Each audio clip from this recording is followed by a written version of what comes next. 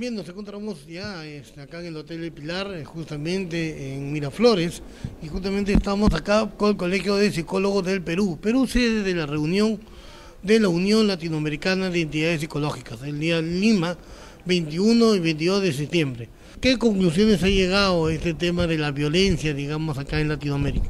Bueno, digamos que es un tema que nos abarca a todos los países latinoamericanos y a la misma vez también que es un mal común, ¿no? Entonces, la mirada que estamos intentando hacer es responsabilizar no tan solo a las personas a la hora de decidir, sino también cómo los estados, bajo políticas de corrupción o siendo un mal ejemplo a sus propios ciudadanos, también lleva a que haya comportamientos de ese tipo. En tema educativo existe mucha violencia, como en su país. ¿Cómo se maneja en su país el tema de violencia, el tema del bullying? Bueno, allí actualmente, por lo menos en Puerto Rico, están haciendo leyes en contra de todo ese tipo de cosas y existe una figura que por ley tiene que estar dentro de todo lo que vienen siendo los colegios, la escuela, que es el psicólogo escolar. Y entonces el psicólogo escolar pues es la persona que principalmente trabaja con ese tipo de cosas, pero también tenemos claro que ese bullying es el reflejo de otro tipo de elementos que pasan socialmente y que por ahí es como si reventara, porque la soga siempre va a reventar por los espacios más chicos o más pequeños, ¿no? ¿Cómo tratar ese caso de bullying? ¿Con toda la familia? ¿Hacerlo familiar y que el chico participe de esa forma para evitar este tema? Ok, los niños mientras más pequeños, más todavía, no nacen condicionados a que haya esa maldad dentro de ellos, sino que posiblemente en los espacios donde se desarrolla, donde vive, donde ve eso como una cuestión natural, pues replica ese tipo de cosas. ¿Cómo se contrarresta el bullying? Desde su casa, muéstrele respeto a lo que vienen siendo sus hijos. Especialmente, y una cosa bien importante, es aquellos padres que se divorcian o que se separan, ¿no? Muéstrele respeto a la mamá de ese niño o al papá de ese niño, no lo vea como si vea un enemigo, porque niños que se crean en el respeto al otro tienen muy pocas posibilidades de trabajar desde lo que viene siendo el bullying. La educación ahorita está sufriendo una serie de transformaciones porque hay un déficit y un rezago educativo y que se está tratando de precisamente superar esas situaciones que habían en la educación. ¿Cómo es el bullying? ¿Cómo se trata el bullying allá y cómo se trata, digamos, la violencia? Ahora existe mucha violencia. Sí, de hecho lo que tenemos es una agudización porque, como lo han señalado algunos otros colegas, hay una globalización de la violencia. Y el problema es que esto se ha generalizado y ha adquirido formas muy difíciles de manejar, ¿no? Muy terroríficas incluso en un momento dado. ¿Cómo combatirlas? Sí, en el caso de lo que es la escuela, nosotros hemos promovido lo que es escuelas con una convivencia sana.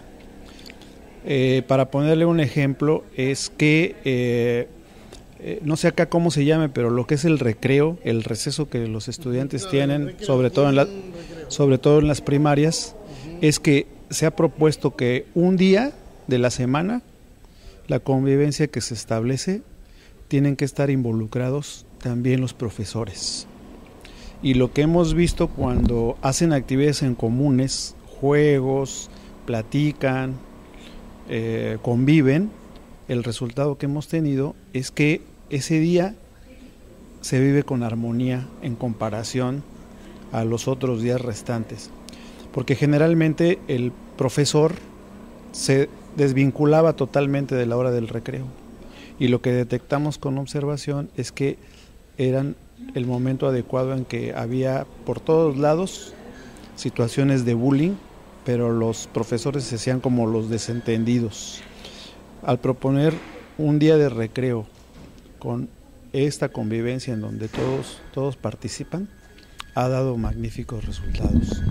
Otro detalle es que normalmente cuando esto se empezó a exponer en los medios de comunicación, por el uso sobre todo de los móviles, en México al menos ocurre que esta situación se activa cuando hay ausencia por parte de los maestros, porque si nos damos cuenta siempre era en el salón de clase donde se cometía el bullying, y era porque por alguna razón el profesor no estaba comisionado, estaba en otra cosa y los estudiantes estaban solos.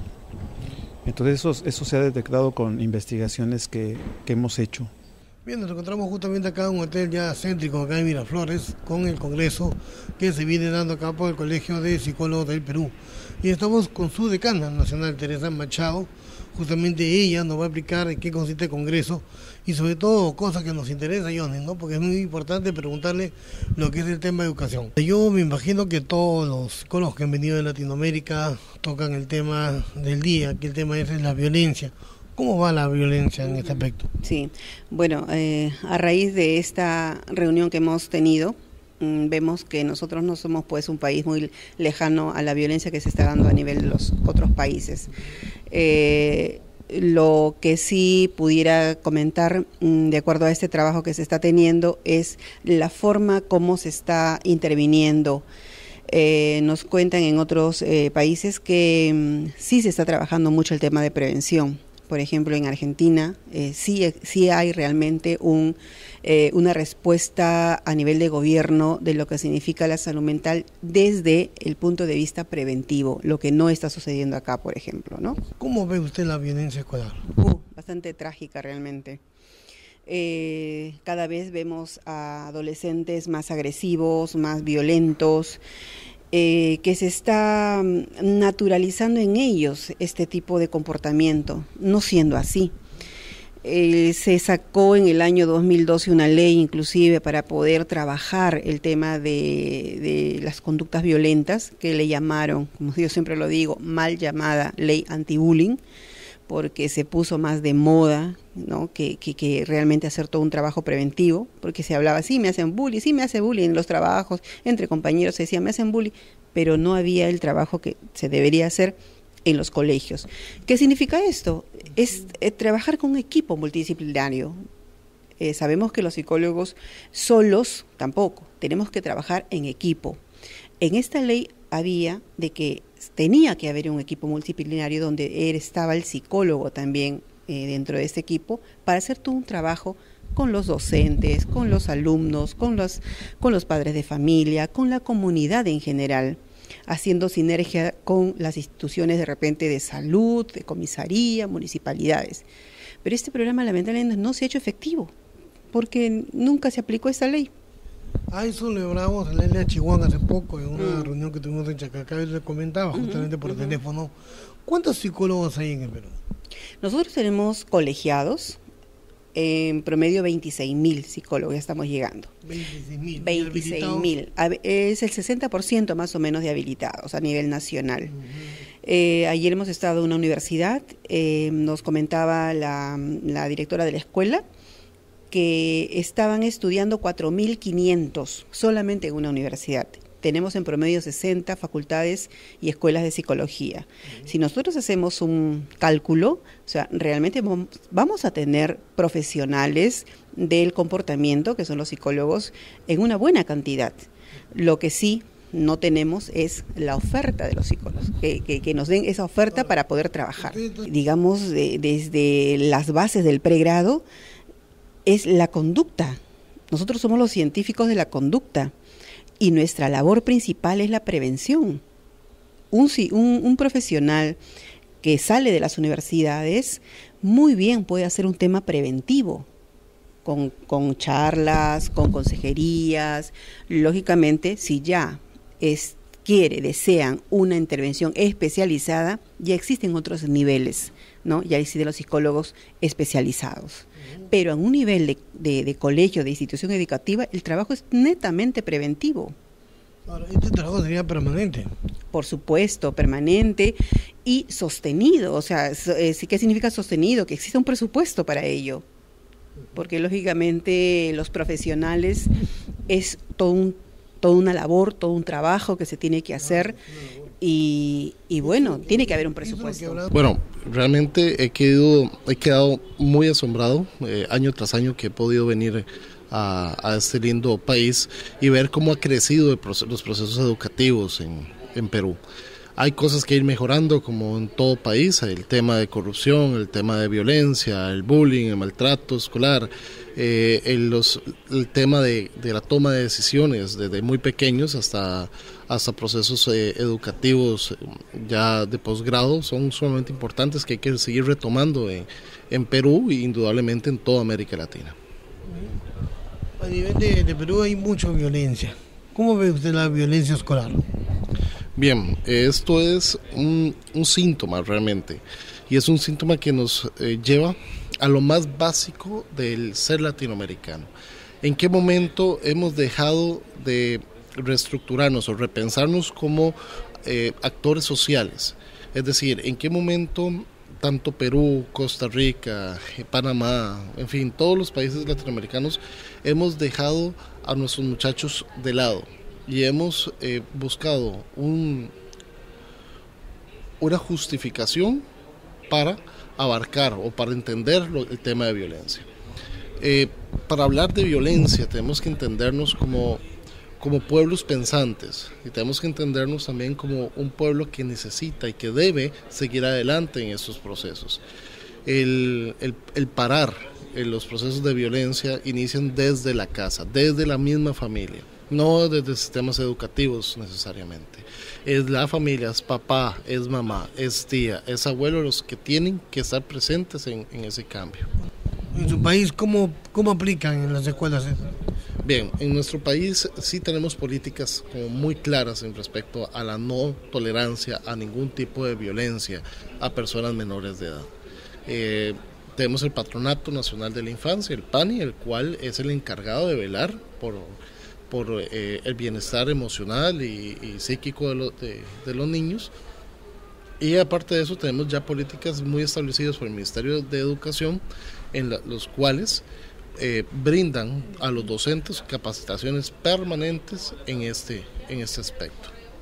Llegamos a un consenso que no debemos considerar la violencia de forma individualizada, culpabilizando los sujetos, ni siquiera silenciando las víctimas ni los agresores, pero sino haciendo una comprensión más amplia del caso de la violencia junto con todo el contexto histórico y social donde le ocurre.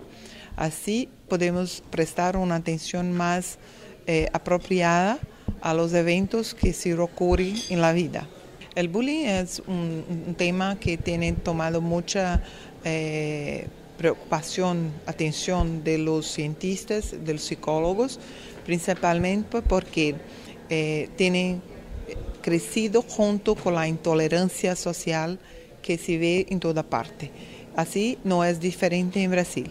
En las escuelas tenemos los servicios de psicología que tratan de construir estrategias de enfrentamiento del bullying sin traer la cuestión solamente para el niñito que lo conduce, pero sino para el conjunto de niños que sufren y que provocan bullying, y que esto tiene que ser encarado, tiene que ser mirado por todo el grupo junto para construir soluciones que puedan avanzar en las relaciones. Bueno, yo pienso que el problema del bullying se pasa en cualquier país. Esta sociedad que tenemos, que valoriza mucho el individuo, le distancia de los lazos sociales, le distancia de las construcciones que tenemos que hacer con nuestros compañeros de vida. Esto hace con que el fundamentalismo, la intolerancia en las relaciones se crezcan, se aumentan, y tenemos que volver a un trabajo más de resgate de los valores, de resgate de los compromisos sociales, de solidaridad, de unión. Esto no es diferente en el bullying. Y el gobierno tiene que pensar la educación para allá de los contenidos que debemos aprender en la escuela. Pero debemos aprender en la escuela la convivencia social también. Debemos aprender en la escuela la tolerancia, la diversidad, la pluralidad que es propia de la humanidad.